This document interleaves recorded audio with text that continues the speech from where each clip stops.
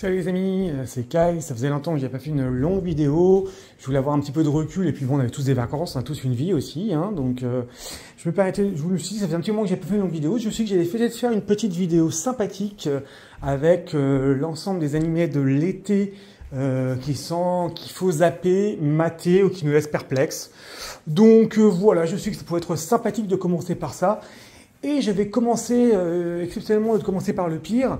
Je vais commencer par tout simplement le petit Outsider que j'ai découvert récemment, que j'ai binge-watché et malheureusement au bout de 5 épisodes, la qualité de l'animé est tellement bon que le studio d'animation a préféré repousser un peu le 5e épisode en disant on regarde la qualité de l'animé, donc ça prendra un peu plus de temps.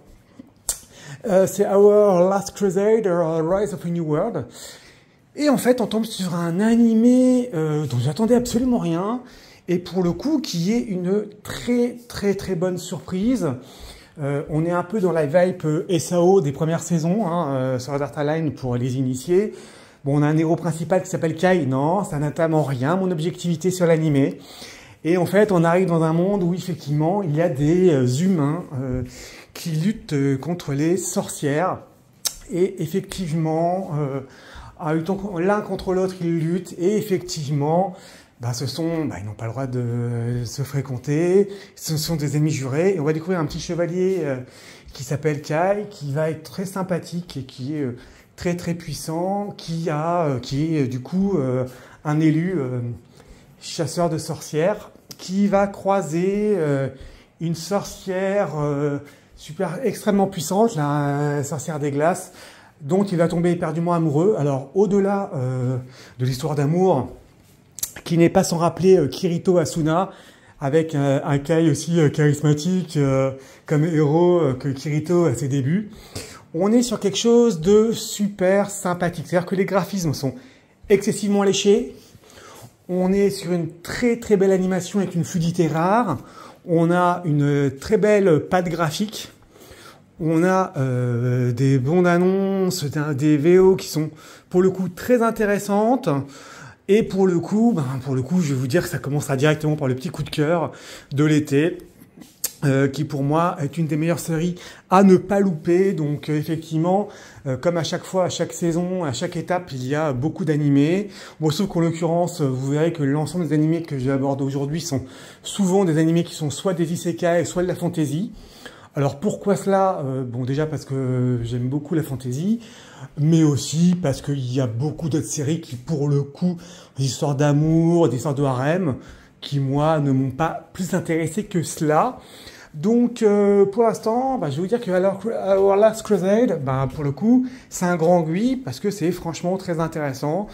Ça se voit super vite, donc n'hésitez pas à vous jeter dessus.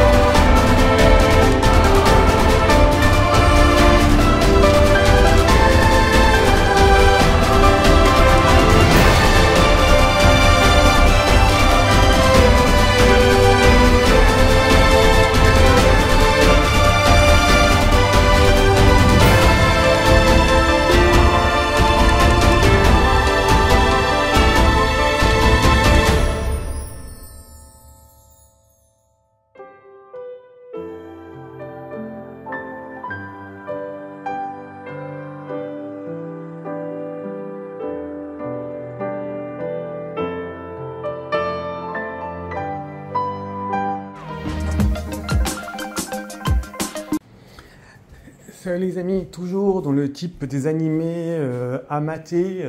J'avais un peu déjà déclaré le potentiel dans un petit short et dans une vidéo à venir. Mais je reconfirme ce que j'avais déjà dit dans un 5 épisodes. On a également Wisteria One Day Sword qui là encore fait un sans faute.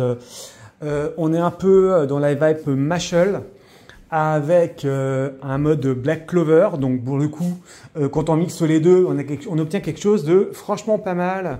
Surtout qu'on s'est soutenu par une très belle patte graphique. Donc là encore, on reste sur un animé très classique. Il s'agit de notre héros principal qui s'appelle le Magérien, qui est dans une école de magie, qui va atteindre la tour où se dressent les plus grands magiciens du monde qui vont sauver le monde. Et effectivement, il est dans une école sans magie. C'est juste un très très bon épéiste, mais une sous-merde en magie. Donc on est vraiment dans la vie Mashle sans l'humour. Mais là encore, ce qui est surprenant dans cet animé, non pas l'histoire, parce que c'est du déjà vu et revu sur du Mashle, on a du Black Clover, on a d'autres séries dans la même veine. Là encore, on arrive sur quelque chose d'ultra dynamique, d'ultra léché, avec en plus notre héros Will, qui est effectivement pareil. Il n'est pas du tout charismatique, mais par contre, il est badass. Donc c'est franchement un plaisir à suivre également. Pareil, généralement au bout de 3 épisodes, les séries deviennent décevantes. On est à 5, bon, c'est encore une série de 12 épisodes. On attend une deuxième saison, je pense qu'il y en aura une aussi sur celle-ci. Bon, comme je l'avais déjà évoqué, c'est fait par le réalisateur de Danmachi, qui est un de mes petits animés préférés également en termes de fantasy. On ne perd pas la même veine, c'est très intéressant. C'est de l'efficacité. C'est du dynamisme, c'est encore une fois, pour le coup, une des très bonnes séries du moment. Donc n'hésitez pas à vous jeter dessus, ça vaut vraiment la peine. Autant pour moi, c'est là qu'on a un héros qui s'appelle Kai dans cette série-là. Why does nobody remember me in this world? Mais bon, ça n'empêche pas qu'il est fuck as fuck, qu'il est charismatique as fuck. J'avais là encore fait un premier short et puis une prochaine vidéo à venir. Je ne peux que vous encourager à voir cette série une fois de plus parce qu'on est toujours, pour l'instant, on est vraiment dans du qualitatif en termes de quantité, de qualité. Bon, en plus, il y a 2 saisons, donc la première saison s'est enfilée très vite. La deuxième débute et franchement, ça reste toujours aussi bon, ce qui est assez rare sur 2 saisons. En l'occurrence, où on suit Iska, qui est donc un mec qui lutte, qui a dû garder effectivement une pyramide des démons dans laquelle se trouve le sabre et l'arme du héros légendaire des humains, parce que c'est un héros légendaire qui a réussi à battre les autres races qui se sont présentées en face de lui, qui a réussi à les battre chacune, et il doit le garder pour qu'aucune de ces races ne prenne le dessus, puisque c'est dans un monde où les humains sont plus forts et ont réussi à battre chacun de leurs ennemis, les bêtes, les anges, les démons et ainsi de suite, et les esprits. Et il va se retrouver à devenir le héros de l'histoire involontairement, puisqu'il va se trouver projeté dans un monde, on ne sait pas pourquoi, on ne sait pas comment, où les humains sont soumis aux races qu'ils ont écrasées par le passé. Et il va tenter de rétablir l'histoire réelle. Et on est là encore, déjà, je vous avais montré dans le short, la vidéo trailer était vraiment excellente. Là encore, on est sur quelque chose de vraiment très très très bon, du très très haut niveau en termes de graphisme, en termes d'animation dynamique. C'est vrai que pour l'instant, c'est vraiment ça qui fait le match. Les 3 séries que j'ai abordées jusqu'ici ont une très belle narration, sont soutenues par un graphisme très beau, de très belles actions. On s'ennuie pas une seule seconde. Donc là encore, allez-y, n'hésitez pas. On va se retrouver à présent sur Feel of Fame. On est typiquement, là encore, dans un isekai relativement classique, dans la veine d'un Mushoku Tensei ou d'un Arifureta, où on a notre héros qui est projeté dans un monde où effectivement, comme d'hab, pour battre le roi démon, sauf que son pouvoir est tellement merdique qu'il essaie de s'en débarrasser. Il n'a pas un pouvoir d'absorber les techniques comme on peut voir dans plein d'isekai. Il peut mettre des effets d'état aux gens, poison, sommeil, je t'endors, ce genre de choses. Bon, pour le coup, les quelques premiers épisodes sont relativement sympathiques et intéressants. Comme à chaque fois dans ce type d'isekai, on se retrouve avec un héros surcheaté qui va avoir droit à son petit harem qui va venir. En l'occurrence, on reste sur quelque chose de relativement honnête, de relativement intéressant. Là, on est sur quelque chose qui est moyen, c'est-à-dire que ça se laisse regarder. À mon avis, ce sera oubliable, mais ça peut rester tout de même pas inintéressant. Là encore, en ce moment, ils se sont surpassés sur les graphismes. Donc là, on est encore sur du pas mal du tout. Après, ce sont des effets d'état. Donc à chaque fois, on a des pouvoirs un petit peu voire cheatés qui permettent de trouver une situation différente. On va voir sous quelle forme ça se projette. Pour le moment, ça reste tout à fait sympathique et honnête dans la veine de ce type d'animé classique. Après avoir vu les 3 séries qui sortent réellement du lot, on va tenter un petit peu les séries qui sont tout à fait regardables, qui restent moyennes, mais loin d'être des catastrophes, qui sont relativement sympathiques. On a No Longer Allowed in This World, avec Osamu qui a été transmis dans un nouveau monde, donc un isekai. Il est effectivement, qui doit se retrouver dans un combat, une fois de plus, contre un roi démon, sauf que lui, il n'en a absolument rien à faire de faire des XP, il n'en a rien à faire dans un nouveau monde, pour une raison pour l'instant qu'on ignore, il n'a qu'une envie, c'est de mettre fin à ses jours, et à chaque fois, son projet est loupé pour une raison X ou Y, soit par des nouveaux ennemis, soit par des héros qui le perturbent. Dans un des cours, on se retrouve avec une série relativement sympathique, avec quelques quiproquos, ça passe bien, on est sur un anti-héros, franchement, c'est tout à fait regardable, tout à fait sympathique, n'hésitez pas à vous jeter dessus. On attaque à présent les séries décevantes ou bonnement passables. On va commencer avec The Magical Girl and the Evil Lieutenant Used to be Arch Enemy. Bon, on est dans la même veine qu'un Grand Blue, qu'un Bikini Warrior, c'est-à-dire qu'on est sur un anime de dérision totale, où c'est des petits épisodes de 12 minutes, où on est sur un amour impossible entre le lieutenant des forces du mal et puis une sorcière qui est son ennemi juré, qui vont tomber un petit peu amoureux avec un peu de côté dérision, un petit peu de côté marrant, qui n'est pas sans rappeler Grand Blue, comme je le disais, et Bikini Warrior, avec le côté totalement borderline. Bon, ça, c'est mignon, c'est gentillet, mais tout à fait dispensable. Si vous êtes tenu jusque-là, si vous le souhaitez, vous pouvez zapper la suite de la vidéo, puisqu'on va arriver sur les séries décevantes, même si je pense que c'est toujours intéressant de savoir ce qu'il faut un petit peu éviter. On va arriver sur Nobody Will Help to an Exploration Hero, où on est sur un explorateur qui est très très faible niveau, qui va explorer un donjon et qui va découvrir deux invocations pour aider son aventure. On est dans un mode un petit peu fantasy avec son petit lot de harem.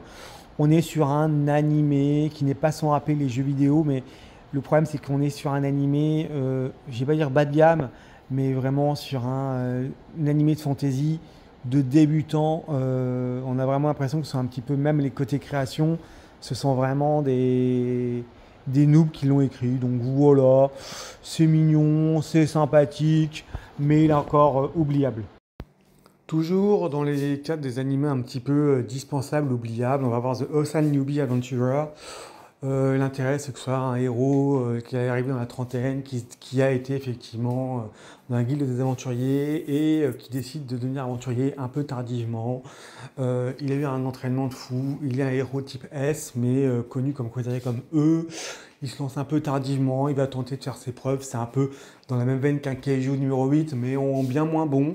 Toujours le principe de dire que les rêves, il faut les continuer malgré l'âge. Intéressant, mais là encore, ce n'est pas remarquable plus que ça. On arrive à présent sur The Elusive Samurai, animé qui semble avoir du potentiel. On suit effectivement un héritier de la couronne en ancien temps du Japon qui a la fâcheuse tendance à pas du tout pouvoir s'entraîner et à s'être enfui pendant toute sa jeunesse. Et du coup, il va se retrouver basculer dans un nouveau monde où effectivement, suite à une trahison dans sa famille, il va se trouver comme seul héritier, devoir faire face à bon nombre d'ennemis, et le côté qu'il se soit enfui un peu toute sa vie durant lui confère des compétences particulières par rapport à son ennemi. On est sur une petite tranche de vie, quelques collègues, un petit travail d'équipe assez classique, assez vu et revu. Pour l'instant, moi, je n'accroche pas parce que graphiquement, ça passe pas. Je trouve un petit peu enfantin. Vous me direz ce que vous en pensez, mais ça mérite d'être dit là parce que ça reste une série qui semble être une série à potentiel. Nous avons égalé qualité In Excellence in Other World. Petite série passante. Alors une fois de plus, on est un petit peu un mode isekai fantasy, un peu un mélange entre les deux, où on suit un testeur projeté dans un jeu qui doit noter tous les bugs, qui se retrouve dans un monde type MMORPG, doit noter tous les bugs et se retrouve bloqué, puisqu'en fait, pour une raison qu'on ignore pour le moment, les bêta-testeurs qui ont été envoyés dans le jeu ne peuvent pas se déconnecter. Donc ça se trouvait à être un héros malgré lui, à lutter, à essayer de comprendre les bugs et essayer de s'en sortir. Moi, graphiquement, je n'accroche pas. Le héros ne m'intéresse absolument pas. Donc pour le coup, j'aurais tendance à dire vous pouvez zapper. On finira avec The Strongest Magician is in the Devil Army is a Human. Franchement, pour le coup, j'ai commencé à voir les 3 premiers épisodes. Je veux clairement vous dire que je me suis sincèrement fait chier. Graphiquement, ça ne passe pas. Le personnage inintéressant. Bon, donc à vous de voir si cela vous intéresse ou non. Là, on va arriver sur Deadly Demon. Ça va être relativement court. Pour moi, c'est un réel calvaire à suivre. Une catastrophe sans nom. L'auteur est connu pour ses tranches de vie, ses drames psychologiques. On est dans un monde où effectivement un vaisseau extraterrestre s'est posé au bout de Tokyo et Tokyo vit avec des étudiants qui continuent de vivre leur vie malgré cela, alors que l'armée, en parallèle de ça, essaie d'éliminer ou en tout cas de gérer les différents vaisseaux qui ont envoyés par le vaisseau mère. Clairement, je trouve ça immoral pour certaines raisons dans le modèle. On est sur du complotisme, on est sur le complexe militaire. Franchement, clairement, fondamentalement, je me suis franchement, sincèrement fait chier. J'irai jusqu'au bout pour dire si ça change à la fin, mais là, en 11 épisodes, c'est pour le coup une vraie catastrophe. Enfin, après tout ça, on a encore Bye Bye Earth, où je suis tout simplement pas convaincu par l'anime. Donc, dans un monde dominé par un certain nombre de races, une héroïne mi-félin, mi-animal qui n'a pas forcément trouvé sa place, lutte contre le monde pour trouver sa place. Pour l'instant, j'irai pas plus loin parce que je n'accroche pas. Donc, là encore, ça peut zapper Bye Bye Earth. Et puis, je n'interviendrai pas non plus sur les saisons 2. Sengoku Yuta, pour le coup, Sengoku Yuko, deuxième saison est plutôt pas mal par rapport à la première qui était relativement décevante. Ça peut valoir la peine. Franchement, ça m'a un petit peu donné envie de le voir. Un peu plus d'action, des combats intéressants, des nouveaux héros. On a bien évidemment Tower of God saison 2, où moi je sais que je vais faire des ennemis, mais j'ai pas forcément accroché. Mais ça passe parce qu'en fait j'ai l'impression parfois que ça démarre et après ça s'arrête. Donc voilà un petit peu ce que je pouvais dire sur cette petite vidéo. J'ai essayé de faire aussi court que possible en étant un petit peu raisonnable. J'espère que vous aurez le plaisir de cette vidéo et de vous abonner et de souscrire. Voilà, et puis faites-moi un petit retour sur tout ça les amis.